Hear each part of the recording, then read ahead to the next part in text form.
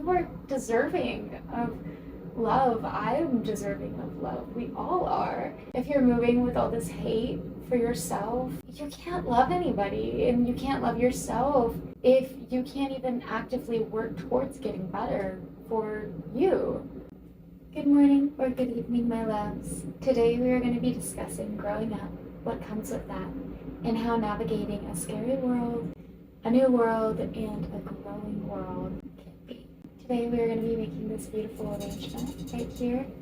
Creating something gorgeous like this is something that makes me happy and is a form of self-care to myself, which is something that I will also be discussing in this video. Grab some tea, grab a snack, and work with me through this arrangement.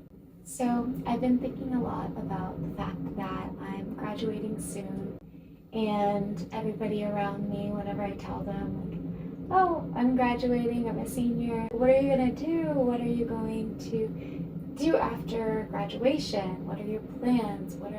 What is all of these things that sometimes I don't really know the answer to? I am graduating in marketing, and I've done a lot of work with social media marketing, event coordination, and just marketing as a whole. Sometimes I feel like I should have all of these things that I know that I want to do with my life and I want to have accomplished, and sometimes I don't know those things, and that's completely okay, and that's completely normal, especially navigating a new world that I haven't even gotten into yet. I haven't even brushed the surface of yet.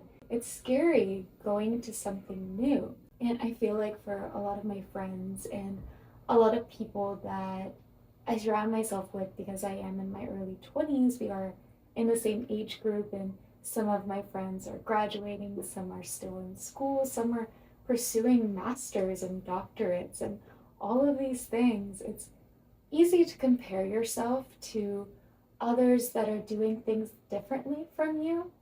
And this is a completely normal feeling. I feel like comparing yourself to other people is very human and almost worth thought and made up to feel, especially in this generation, that especially with social media and TikTok and constantly consuming all of these different media outlets where you're just watching these people's lives that you normally 20 years ago you wouldn't know what all these people are doing, or blogging and things like that. You wouldn't really see an extent of how absorbed we are into other people's realities, and sometimes most of the time made up realities and aesthetic videos that aren't realistic, and sometimes they are for some people, but lots of the time we're comparing ourselves to a reality that just isn't true and isn't authentic.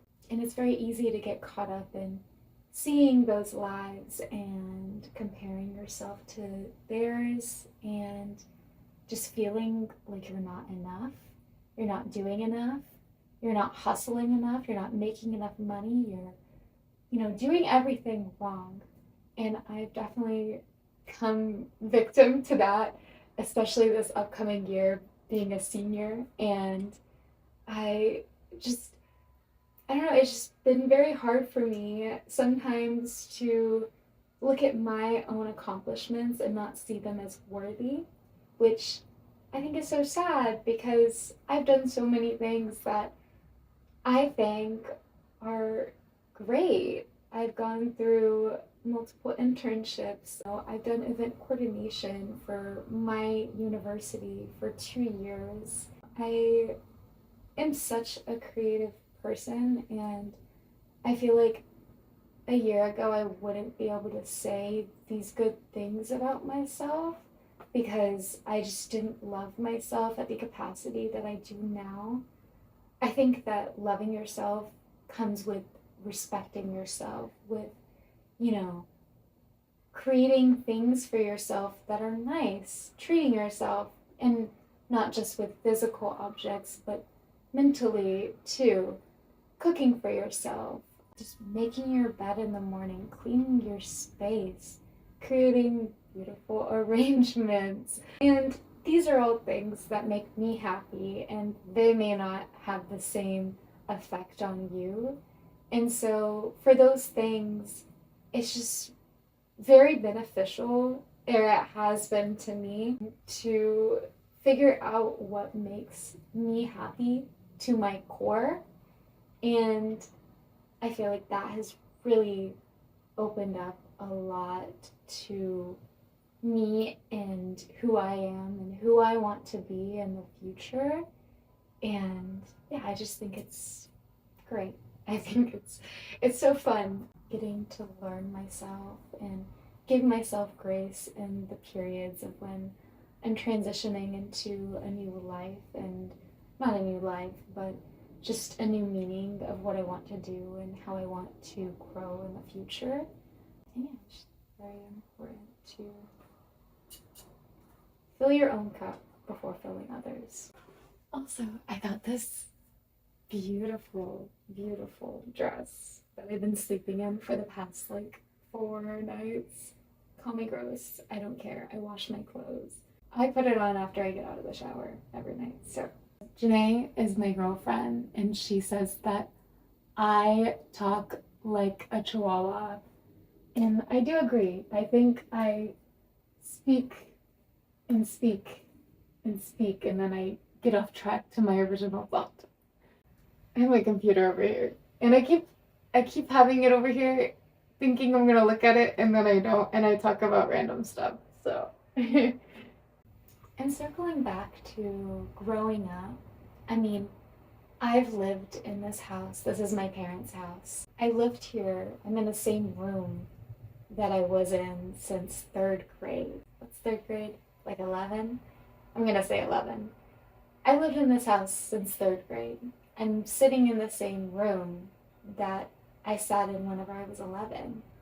And so back then I grew up with so few worries, and I always felt completely unjudged because I just did what made me happy, which is a trait that I'm trying to follow into my early 20s. But as I grew up, I started looking at everyone else's lives, and I started adopting bad habits. These habits eventually pivoted into a spiral and an unhealthy cycle that felt impossible to break. I fully believe that 99% of people, even if you don't actively struggle with it, at some capacity you have anxiety. And it's something that I like to advocate for because it's delicate and it's hard, and if you haven't gone through it, it's difficult for you to judge somebody and how they feel and how they're looking at life, because sometimes whenever you're going through it, you can't distinguish right from wrong. You can't, say, okay, like this isn't good for me, this isn't right, and I need to stop this, because sometimes it feels like it's the only way, and a lot of anxiety that people go through, it's fixable, and you have to work on it, but sometimes it's unavoidable for the environments that people grow up in, the things that are surrounding them, the people that are affecting them, and sometimes it's hard to say no.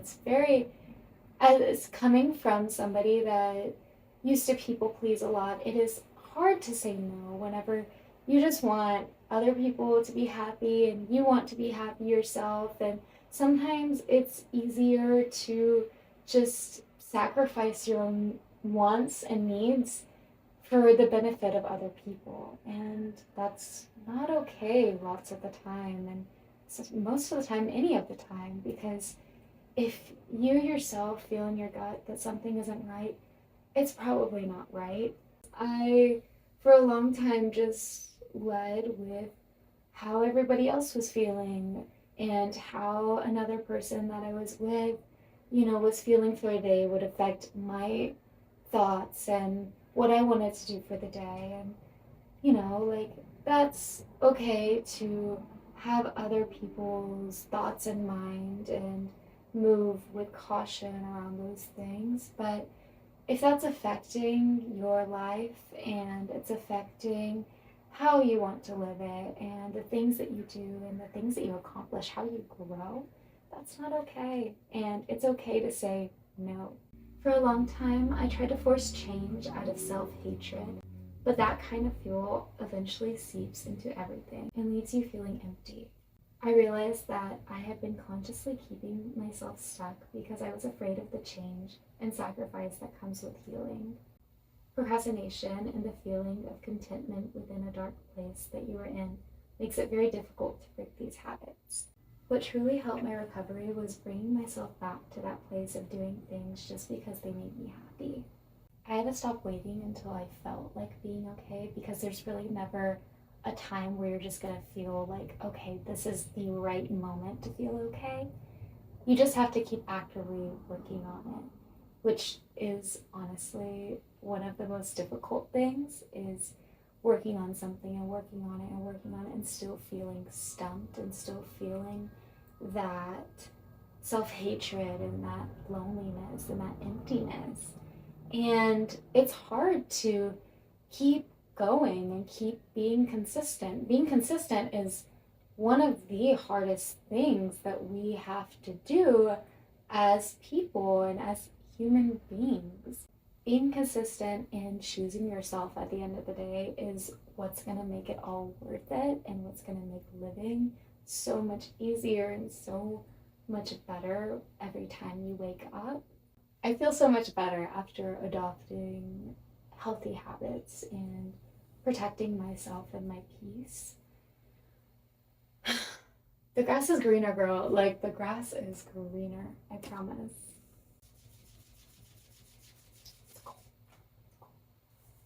Some things that really help me is cooking and cleaning for myself, making myself tea in the morning. I have my little self-care routine every time I wake up. I do some Chinese stretches, you know, those ones where you're and you're I don't know how to explain it, but they're really fun to do in the morning. And then I mosey over to the kitchen and I take my coconut Colt spoonful. I take my vitamins, gummy vitamins, because it makes it more fun.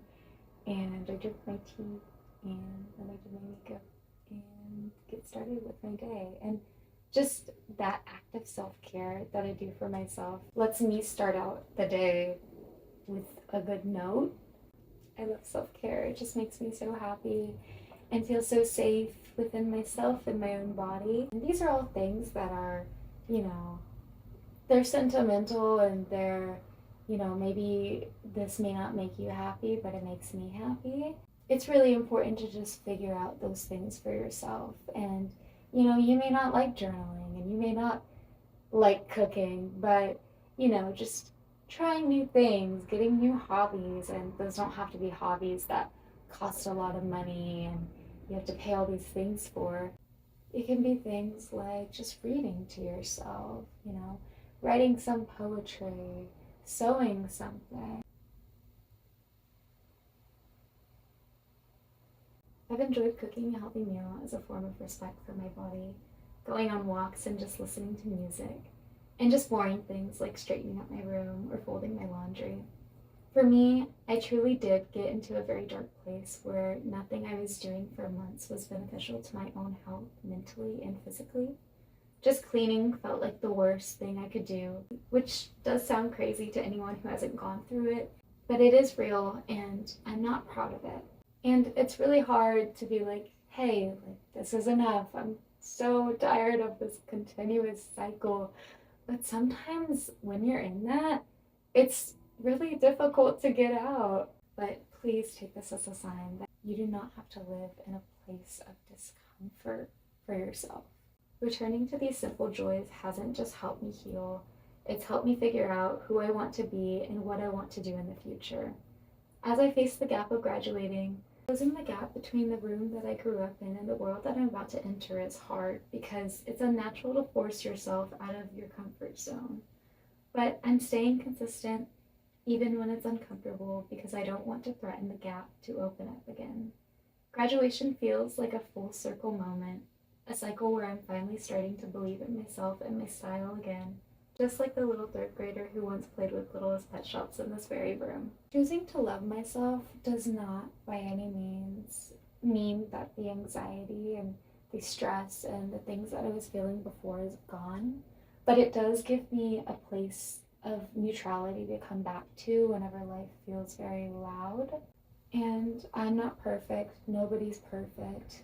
Healing is not linear and it's always a slope, unfortunately. It's definitely a more zigzagged kind of line. Staying consistent, choosing yourself, giving yourself these love acts of love, and treating yourself with kindness and patience is very, very important and very healing. And yeah, choose yourself, girl. Choose yourself. And lots of the time, loving yourself can be very lonely. I've chosen to distance myself from multiple friend groups and people that just weren't beneficial to my life and my healing. And I think that at a capacity that's completely understandable and should be more normal.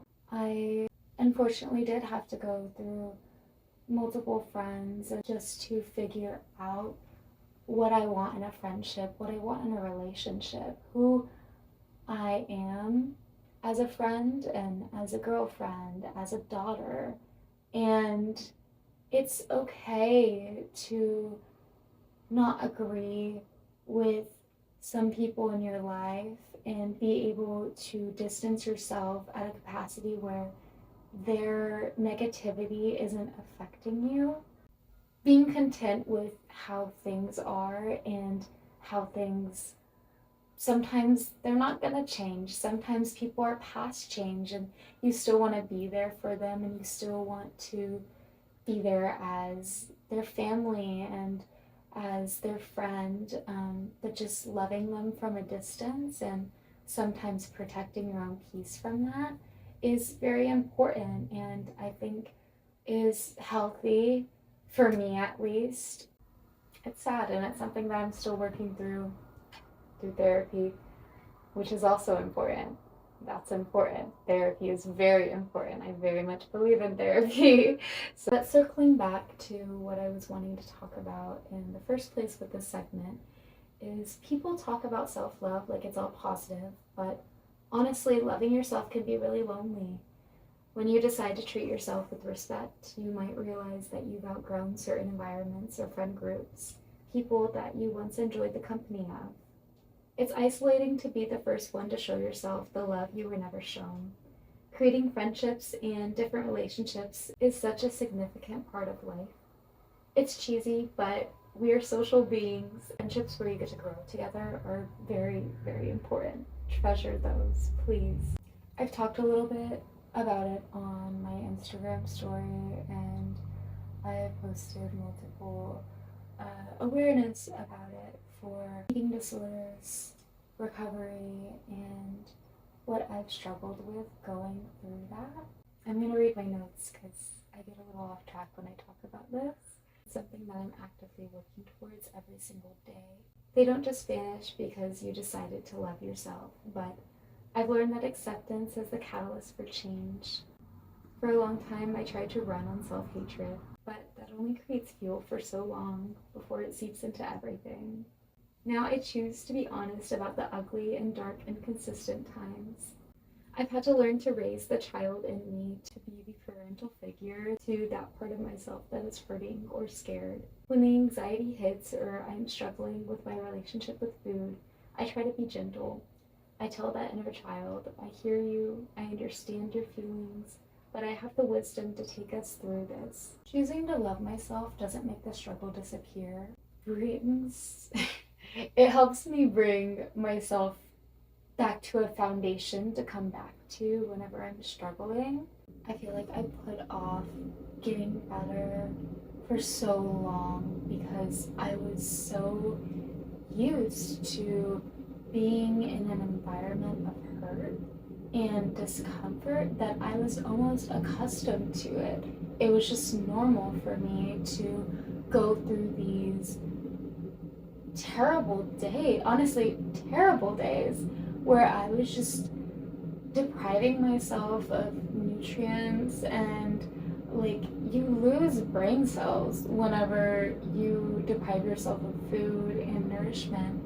So I honestly, it was just second nature to wake up and move with negativity and hate and hurting my body so much that I was so unhappy with who I was, and I was honestly at such a stagnant place in who I wanted to be and who I wanted to become. I didn't know what I wanted. I was so confused because, I mean, I was just at a stagnant place mentally. You're never gonna want to get out of that until you actively work towards getting out of it, which is the hardest thing, but something that is so worth it. You are deserving of love. I'm deserving of love. We all are. And, if you're moving with all this hate for yourself, you can't love anybody, and you can't love yourself if you can't even actively work towards getting better for you. I feel like we're all waiting to feel whenever it's the right time to act upon something, whether that's getting a new job, starting school, graduating, adopting new habits, cleaning your room, doing your makeup, doing simple things, doing the laundry. We're all waiting for that motivation to strike before we break an old habit or start something new. But you're never gonna feel like it. It's never gonna just click.